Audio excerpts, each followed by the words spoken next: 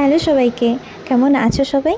আশা করি তোমরা সবাই অনেক ভালো আছো। আর আজকে ছিল আমার মায়ের কাছে আইবুড়ো ভাত খাওয়ার পালা। সবার কাছে এই আইবুড়ো ভাতগুলো খুব বেশি স্পেশাল ছিল, কিন্তু মায়ের কাছে আইবুড়ো ভাতের এই দিনটার জন্য আমি অনেক আগে থেকেই অপেক্ষা করেছিলাম।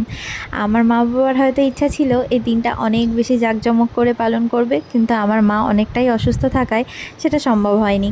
কিন্তু আমার মা বাবা যেটুকু আয়োজন করেছে আমার জন্য সেটা অনেক বেশি সুন্দর ছিল।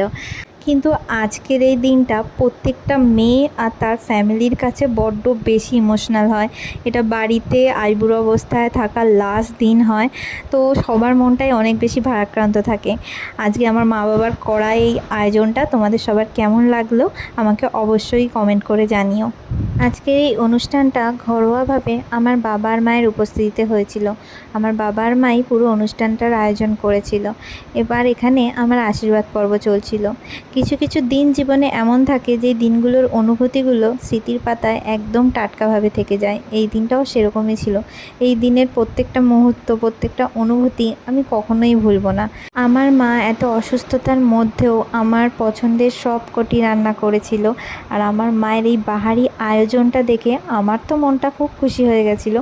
তোমরাও জানিও তোমাদের আমার মায়ের করা এই আয়োজনটা কেমন লেগেছিল।